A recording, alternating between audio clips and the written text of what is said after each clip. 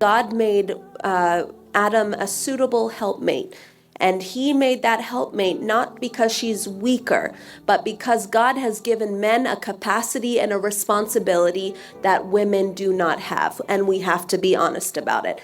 We can say he's not a man, he doesn't know how to lead, he doesn't whatever. There's still a capacity inside of him that God did not give us as women. And one of the biggest examples that I can give of that, imagine it's raining and you're in New York City. And if you've ever been to New York City or in France and it starts raining and people start selling umbrellas on the street, those $5, $10 umbrellas, they're not worth much, but they get the job done until you get home. Imagine you have that man. You have the man that gets the job done, isn't anything special, but he gets the job done. That man, no matter how little you view him, is made to handle the rain.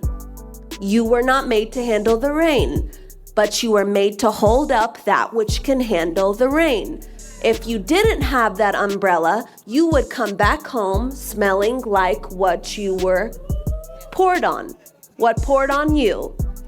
When a man comes back in as that umbrella, he gets dried quickly, water repellent, it falls off of him, and no matter how equipped you thought he still was built for the rain. The difference also, some of you want that Neiman Marcus umbrella. Some of you want the wood handle. Those things are heavy. And if God gave you a man like that, then you have to be the woman that can hold up that man. Because an umbrella that is not used, it can be for the rain, for the sun, it shields, it provides shade, it allows what's under it not to be touched. We are the vessel, not weaker. We are the vessel that was meant to let the one that God gave us be held up and used for what he was made. So now, as a wife, I want to say, I don't want to get wet. I don't want to sunburn. My skin's not built for that. So instead, I'm going to let the man be who he was meant to be. And if God gave me, which he did, my man's about as heavy as this table.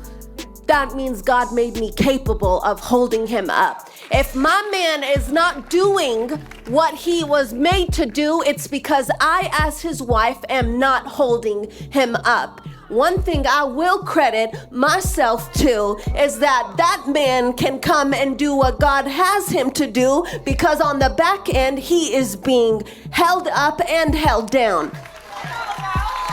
Not about me, but to say this about submission. If you think submission is because the man is doing what you believe is right for a man to do, then you've missed your assignment before God. God will bless your obedience as being a wife. The Bible's full of it. Ephesians and Corinthians in the Old Testament. Just start looking for them. And please read Love and Respect. It will change your life. Submission does not make you a weaker vessel. It just makes you the part of the machine that is needed to function, but entrusting somebody else's responsibility that's what they were made for, to do what God has made them to do. So I value submission. Submit one to another is not in the same way. He is not going to submit to me the way I'm going to submit to him. That's not even biblical. As he submits to Christ, so I submit to him who has submitted to Christ. If God has made the man the head of the house to love his wife as he is to love the church, God is going to hold him to a standard. God is also going to hold you to a standard. And it's not going to be dependent on, did you value him, or did you do right by him because he did right by you, or you did right by him because you did right by what God commanded you to do. You will see a dynamic transformation inside of your home when you begin to obey his word. Submission is our safety as wives. Submission is your safety as a wife. Whether you have, because I want to believe if you married him, he has good intentions. Even if he doesn't have, or if you're with him, or if you love him, it's because you believe that's a good person, even if they don't have it together yet. Keep trusting God, but allow your heart to not be tainted if he's doing right by you.